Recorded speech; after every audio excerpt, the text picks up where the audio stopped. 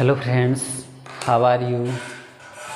I hope you will be very well and fine. आज हम फिर से प्रोनाउन पर बात करेंगे। यहाँ देखो हमने कुछ सेंटेंसेस रखे हैं, तो इन सेंटेंसेस पर देखो बात करते हैं। क्योंकि पहले आपने देखा कि डेमोन्स्ट्रेटिव प्रोनाउन के बारे में पढ़ा, साथ ही हमने डेमोन्स्ट्रेटिव एडजेक्टिव के बारे में पढ़ा, और आज हम बात करेंगे फिर से प्रोनाउन पर। और आज का हमारा टॉपिक होगा पर्सनल प्रोनाउन। क्योंकि जो भी हम कोई अन्य ग्रामर की एक्टिविटीज़ करते हैं, जैसे नरेशन से रिलेटेड या डायरेक्ट ये आपके एक्टिव एंड पैसिव से रिलेटेड, तो उन सब में इन चीज़ों की बहुत ज़्यादा ज़रूरत होती है। हमने कई बार देखा है कि बच्चों को सबसे ज़्यादा जो प्रॉब्लम होती है नरेशन में, एक्टिव एंड पैसिव वॉइस में, तो प्रोनाउन को लेकर के होती है। तो इसलिए हम ये वीडियो लेके आए हैं कि बच्चों को उनका प्रोनाउन से संबंधित जो समस्या वो अच्छे से क्लियर हो जाए। और कई बार हम देखते हैं कम्पिटिटिव जितने भी एग्ज़ाम होते हैं उनमें प्रोनाउन से संबंधित कई प्रकार के एरर आते हैं, तो वो भी क्लियर हो जाए और अच्छे से उनको कर सकें। कहाँ किस प्रकार का प्रोनाउन हमें यूज़ करना चाहिए उसके बारे में भी कोई समस्या न रहे। तो देखो आज हम शुरू से एकदम बहुत सिंपल सेंटेंसेस लिए, ताकि इनको एक अर्ली मतलब इनिशियल स्टेज पर जो स्टूडेंट होते हैं, शुरुआती तौर पर जो अंग्रेज़ी सीख रहे होते हैं, उनको भी अच्छे से समझ में आ जाए। तो बहुत ही सिंपल सेंटेंसेस लिए हैं, और इन सिंपल सेंटेंसेस के माध्यम से हम यहाँ पर्सनल प्रोनाउन के बारे में अपनी समझ बनाने की कोशिश करेंगे।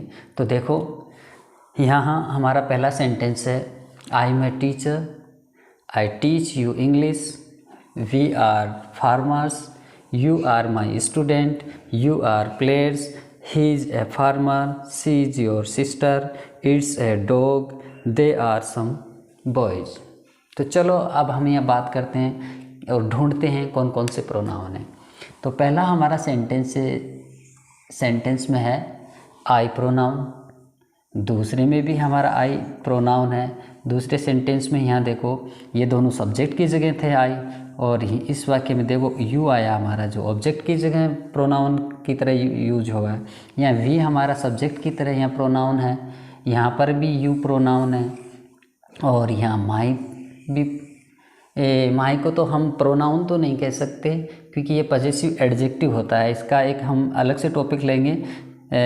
माई पजेसिव एडजेक्टिव होता है, तो फिर पोजीशन दिखाने के लिए एक पजेसिव प्रोनाउन भी होता है, उस पर हम अलग से बात करेंगे कि फिर इसका पजेसिव प्रोनाउन क्या होता है, जैसे माइन, तो उन पर हम अलग से बात करेंगे। फ़िलहाल आज हम केवल पर्सनल प्रोनाउन पर बात कर रहे हैं।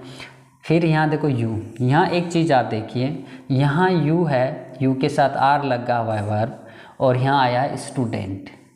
इसका मतलब यू क्या है, सिंगुलर है। यू स्टूडेंट सिंगुलर है, इसके साथ यू आया है। यहाँ प्लेयर्स प्लूरल है, इसके साथ भी यू आया। तो आपको यहाँ ध्यान रखना है कि यू सिंगुलर और प्लूरल दोनों के लिए यू होता है। आप भी देखो ना, हमारे सामने कोई एक स्टूडेंट बैठा है तो हम क्या कहेंगे, उसको अगर हमें कहना होता है कोई भी बात, तो हमारे लिए वो क्या है, यू। अगर हमारे सामने अगर 5 स्टूडेंट बैठे हैं तो भी हमारे लिए वो क्या है, यू। तो सिंगुलर और प्लूरल दोनों के लिए ही यू यूज होता है। बल्कि यहाँ देखो आप, सिंगुलर के लिए आई यूज होता है और प्लूरल के लिए वी यूज होता है। ऐसे ही यहाँ आप देखो हमारा आई, सी, यहाँ देखो योर भी हमारा क्या है, पजेसिव एडजेक्टिव है। इस पर हम अलग से बात करेंगे। इट हमारा प्रोनाउन है यहाँ, और यहाँ दे प्रोनाउन है। तो आपने देखे प्रोनाउन। तो अब हम बात करते हैं, देखो यहाँ ये जो 4 सेंटेंसेज है, इसमें जो आई और वी आए हैं हमारे, आई और वी यहाँ ये हमारे हैं फर्स्ट पर्सन के प्रोनाउन। ठीक है, तो देखो प्रोनाउन, पर्सनल प्रोनाउन के फिर 3 केस होते हैं, फर्स्ट पर्सन, सेकंड पर्सन और थर्ड पर्सन। तो यहाँ देखिए आप, आई का आई होता सब्जेक्टिव केस, मी इसका होता है ऑब्जेक्टिव केस, यानी ये ऑब्जेक्ट के लिए मी यूज होता है, आई होता है सब्जेक्ट के लिए। चलो इस पर थोड़ी सी हम यहाँ एक बात कर लेते हैं। जैसे यहाँ जो ये सेंटेंस था आई एम ए टीचर, तो यहाँ आई सब्जेक्ट की जगह आया है, तो सब्जेक्ट की जगह आया है तो ये सब्जेक्टिव केस हुआ इसका। मी आता है ऑब्जेक्ट के लिए यूज होता है। जैसे अगर मैं कहता हूँ आई डोंट नो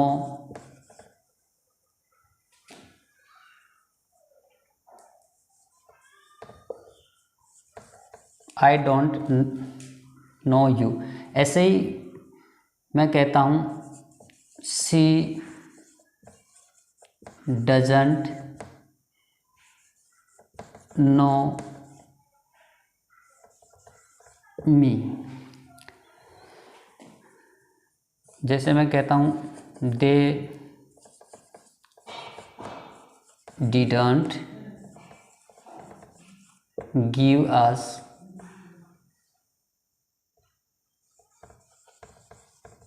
मिल्क। एक बार इन 3 सेंटेंसेस पर हम बात करते हैं। तो यहाँ देखिए आई सब्जेक्ट है, यहाँ सी सब्जेक्ट है, यहाँ दे सब्जेक्ट है, जो हमने यहाँ पर भी देखे थे। लेकिन यहाँ देखिए अब यहाँ यू आया है, ये ऑब्जेक्ट की जगह आया है, तो इसका केस हो गया ऑब्जेक्टिव केस। यहाँ आई सब्जेक्ट के लिए आया तो इसका केस हो गया सब्जेक्टिव केस। ये इनका सब्जेक्टिव केस है, ये इसका ऑब्जेक्टिव केस है। यहाँ सी देखिए सी भी सब्जेक्टिव केस हुआ क्योंकि ये सब्जेक्ट की जगह है, दे भी सब्जेक्टिव केस हुआ। लेकिन यहाँ देखिए यू ऑब्जेक्टिव केस है, मी भी ऑब्जेक्टिव केस है और अस भी ऑब्जेक्टिव केस है, तो ये हो गए ऑब्जेक्टिव केस। तो ये इनके केस होते हैं। तो I subjective case, me objective case, we subjective case है, अस इसका ऑब्जेक्टिव केस है क्योंकि अस का प्रयोग हम ऑब्जेक्ट के रूप में करते हैं। तो ये तो थे फर्स्ट पर्सन। यहाँ थोड़ी सी आपको ध्यान में रखना है कि इनका यूज करते हैं हम सिंगुलर के लिए, ये सिंगुलर होते हैं, एक वचन, ठीक है। और वी और अस होते हैं, ये होते हैं प्लूरल, तो इनका यूज होता है प्लूरल के लिए। ऐसे ही अब हम बात करते हैं सेकंड पर्सन। थोड़ा सा इससे पहले एक बात और कर लेते हैं कि इनका यूज किन के लिए होता है। फर्स्ट पर्सन का मतलब कि इनका यूज किसके लिए होता है, तो आप ध्यान रखोगे फर्स्ट पर्सन का यूज होता है स्पीकर के लिए। किसके लिए होता है? स्पीकर के लिए। स्पीकर का मतलब वक्ता, जो बोल रहा होता है, बोलने वाला जो होता है, उस बोलने वाले के लिए इनका यूज होता है। अगर बोलने वाला सिंगुलर है तो हम प्रयोग करेंगे आई सब्जेक्ट के रूप में और मी का प्रयोग ऑब्जेक्ट के रूप में। लेकिन बोलने वाला प्लूरल है तो वो अपने लिए यूज करेगा वी सब्जेक्ट के रूप में और अस का प्रयोग करेगा ऑब्जेक्ट के रूप में। वक्ता के लिए यूज होता है फर्स्ट पर्सन के प्रोनाउन, यानी आई, मी, वी, अस, ये फर्स्ट पर्सन के प्रोनाउन है और इनका प्रयोग हम करेंगे वक्ता के लिए। सेकंड पर्सन ये जो होता है सेकंड पर्सन जो हमारे सामने जो होता है, सामने जो हम बात कर रहे होते हैं, तो जो हमारे सामने सुनने वाला होता है, तो सुनने वाले के लिए इसका प्रयोग किया जाता है सेकंड पर्सन का प्रयोग। जैसे मैं यहाँ बोल रहा हूँ तो मैं अपने लिए यूज करूँगा फर्स्ट पर्सन के प्रोनाउन। आप मेरे सामने सुन रहे हो तो आपके लिए मैं यूज करूँगा सेकंड पर्सन, क्योंकि आप मेरे लिए क्या हो, सेकंड पर्सन। जैसे मैं और फिर हम बात करते हैं थर्ड पर्सन जिसके बारे में बात की जाती है, जिसके बारे में हम कोई बात करते हैं, चर्चा करते हैं, उसके लिए हम प्रयोग करेंगे मतलब थर्ड पर्सन। यदि जैसे हम बात करते हैं, मैं आपको जैसे बोल रहा होता हूँ I am talking with you about pronoun, I am talking with you about pronoun, तो मैंने अपने लिए यूज़ क्या लिया आई, आपके लिए मैंने क्या यूज़ लिया यू। अब यू का थोड़ा सा ध्यान रखना, मैंने यहाँ दोनों जगह यू लिखा है, तो आप ध्यान रखना यू सब्जेक्ट के लिए भी यू ही यूज होता है, ऑब्जेक्ट के लिए भी यूज होता है। जैसे अगर मैं बोलता हूँ यू आर लर्निंग इंग्लिश, तो यहाँ सब्जेक्ट की जगह हमने यूज किया यू का। अब अगर हमें ऑब्जेक्ट के लिए अगर सेकंड पर्सन के लिए यूज करना तो भी यू ही होगा। जैसे मैं कोई ऐसा मेरे सामने कोई आदमी है जिसको मैं नहीं जानता हूँ, तो मैं क्या कहूँगा आई डोंट नो यू, मैं आपको नहीं जानता, आई डोंट नो यू। तो यहाँ ऑब्जेक्ट के लिए भी हमने यू यूज किया, तो सब्जेक्ट ऑब्जेक्ट दोनों के लिए यू यूज होता है। एक बात यहाँ से और ध्यान रखना, चाहे सिंगुलर है तो भी यूज यू का होता है, और चाहे प्लूरल है तो भी यूज यू का ही होता है। यानी इसका सिंगुलर प्लूरल भी दोनों सेम होते हैं, सब्जेक्टिव केस और ऑब्जेक्टिव केस भी दोनों सेम होते हैं, कोई फर्क नहीं होता है। ठीक है, फिर हम बात करते हैं थर्ड पर्सन। थर्ड पर्सन में देखो आप यहाँ थर्ड पर्सन के अंदर जिसके बारे में चर्चा की जाती है, उस जो हम मतलब बातचीत कर रहे होते हैं, हमारे बीच में जो बातचीत होती है, तो बात बोलने वाला फर्स्ट पर्सन, सुनने वाला सेकंड पर्सन, और जिसके बारे में बात की जाती है वो होता है थर्ड पर्सन। तो थर्ड पर्सन के लिए यूज करते हैं हम ही, सी और इट। अब अगर कोई बोलने जिसके लिए हम यूज कर रहे हैं थर्ड पर्सन के लिए, अगर वो पुलिंग है तो हम ही का यूज कर देंगे सब्जेक्ट की जगह, ऑब्जेक्ट के रूप में कर रहे हैं तो हिम प्रयोग कर देंगे, और यदि वो फेमिनाइन जेंडर है यानी कि वो स्त्रीलिंग है तो हम यूज करेंगे सी सब्जेक्ट के लिए, ऑब्जेक्ट के लिए ही का, हर का यूज कर देंगे सॉरी। और अगर वो कोई वस्तु है या कोई जानवर है, उससे संबंधित अगर हम कोई बात कर रहे हैं या कोई मौसम से रिलेटेड कोई चीज़ है तो उसके लिए हम प्रयोग करेंगे इट। इट का प्रयोग हम सब्जेक्ट और ऑब्जेक्ट दोनों में सेम ही करते हैं। इसका इट सब्जेक्ट के लिए भी इट होता है, ऑब्जेक्ट के लिए भी इट होता है। तो आपको अच्छे से ये पता होना चाहिए कि फर्स्ट पर्सन के प्रोनाउन कौन से होते हैं, सेकंड पर्सन के कौन से होते हैं और थर्ड पर्सन के कौन से होते हैं। ये कन्फ्यूज बहुत ज़्यादा होता है बच्चों के अंदर, जिसकी वजह से प्रॉब्लम होता है। फिर आप देखिए थर्ड पर्सन के अंदर इन तीनों का प्लूरल सेम ही होता है। ये तो सभी सिंगुलर थे, ही, हिम, सी, हर, इट, ये तो सब सिंगुलर थे। इनके लिए प्लूरल होता है फिर दे सब्जेक्टिव केस और देम होता है ऑब्जेक्टिव केस। अगर जैसे कोई लड़का है या कोई आदमी है, वो सिंगुलर है और उस थर्ड पर्सन के रूप में अगर हम यूज करना चाहते हैं तो हम उसके लिए ही काम में ले लेंगे। अगर वो एक से अधिक है तो हम उसके लिए यूज लेंगे दे, क्योंकि ऐसे ही सी के लिए भी दे यूज होगा, इट के लिए भी दे यूज होगा। तो शायद आपको अच्छे से ध्यान में आया होगा कि किस प्रकार से फर्स्ट पर्सन के प्रोनाउन यूज होते हैं, किस प्रकार से सेकंड प्रोनाउन के पर्सन के, और किस प्रकार से थर्ड पर्सन के प्रोनाउन हमें यूज करने होते हैं।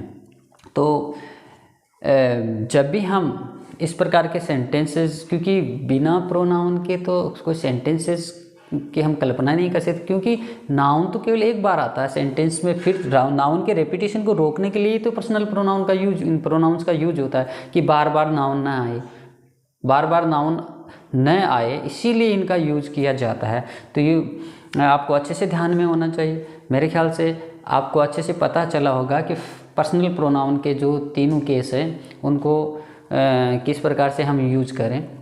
तो आज तो बस इतना ही हम इसमें बात करेंगे। इसी टॉपिक पर हम आगे एक अगले वीडियो में और बात करेंगे, जिसमें हम कैसे आइडेंटिफाई कर पाएँ कि यहाँ पर फर्स्ट पर्सन आएगा या सेकंड पर्सन आएगा, इनके सब्जेक्ट ऑब्जेक्ट के रूप में किस प्रकार से सेंटेंसेस में यूज़ करेंगे। तो वहाँ हम थोड़ी एक एक्सरसाइज भी करेंगे, और तो हमारा ये अच्छे से टॉपिक क्लियर हो जाएगा। तो आपको शायद अच्छे से समझ में आया होगा। ध्यान से एक बार अच्छे से इसको वीडियो को देखना और इनको नोट करना और याद करना, आपको बड़ा यूजफुल होगा आपके लिए। Thank you. जय भारत।